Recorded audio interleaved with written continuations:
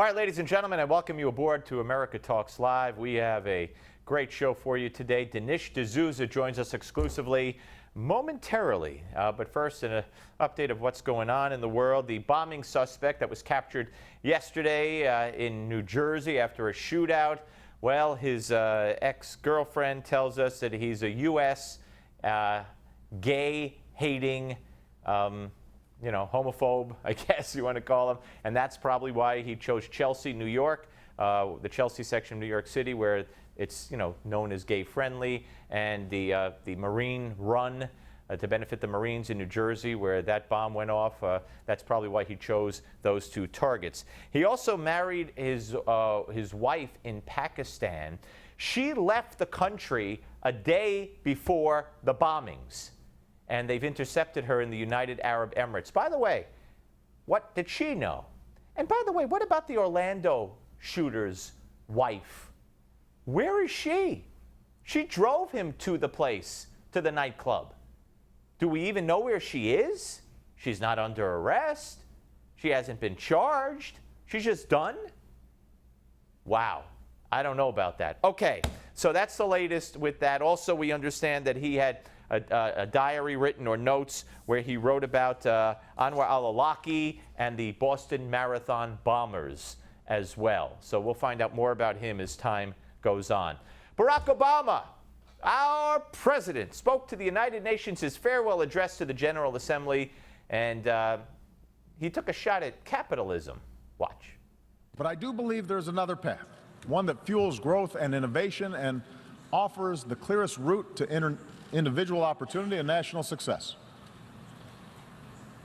It does not require succumbing to a soulless capitalism that benefits only the few, but rather recognizes that economies are more successful when we close the gap between rich and poor, and growth is broadly based. And that means respecting the rights of workers so they can organize into independent unions and earn a living wage. It means investing in our people, their skills, their education, their capacity to take an idea and turn it into a business. Well, first of all, he's made it impossible to do the latter because of regulations, but a soulless capitalism. A soulless capitalism. Interesting choice of words at the United Nations, isn't it? Okay, Hillary Clinton had an interesting choice of words yesterday talking about the bombings. The person of interest in this case is an Afghan immigrant, now a U.S. citizen. What do you say to voters who may see this as a reason to consider supporting Trump's approach to terror and immigration? Well, it is true that a suspect of interest has been identified, and we need to do everything we can to support law enforcement as they track him down to determine what role, if any, he played in these events. But let us remember, there are millions and millions of naturalized citizens in America from all over the world. There are millions of law-abiding, peaceful Muslim Americans. Donald Trump Jr. makes a great analogy to that, and we'll get to that in a second. And of course, he's under fire for it, but you'll see it. All right, here's what else Hillary said. Imagine this. First of all, she went on Jimmy Fallon last night, joking, laughing, yucking it up, a day after New York City was bombed and New Jersey was bombed. What the heck's wrong with that picture? But here's what she said about Trump.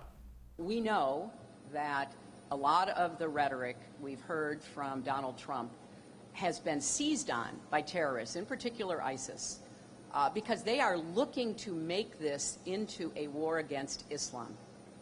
Rather than a war against jihadists, violent terrorists, people who number in the maybe tens of thousands, not the tens of millions, they want to use that to recruit more fighters to their cause by turning it into a religious conflict.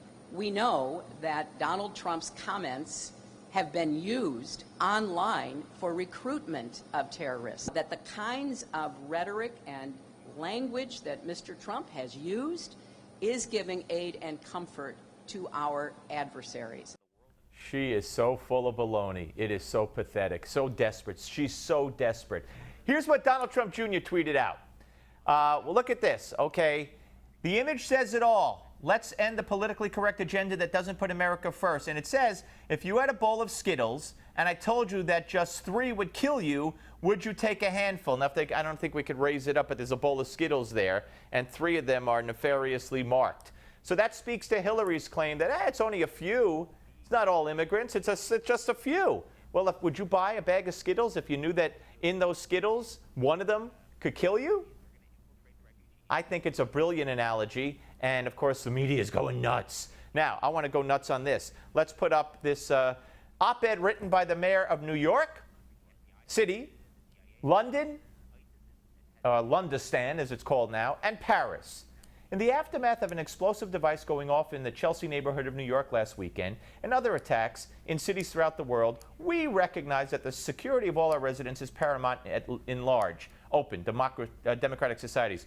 But it is wrong to characterize immigrant and refugee communities as radical and dangerous. In our experience, militant violence is vanishingly rare. Vanishingly rare. So what if some people get blown up sometimes by these people? It's not happening every day. Wow, sick. The mayor of New York City, London, and Paris. One more. Let's put it up. Therefore, we must continue to pursue an inclusive approach to resettlement in order to combat the growing tide of xenophobic language around the globe. Such language will lead only to the increased marginalization of our immigrant communities and without making us any safer. In other words, we have to keep bringing them in. Bring them in. From every country that has terror problems. Bring them in. Now, I don't give a rat's behind what they do in London or in Paris, but I'll be darned if I'm going to sit for it in the city that I come into every single day. All right? All right.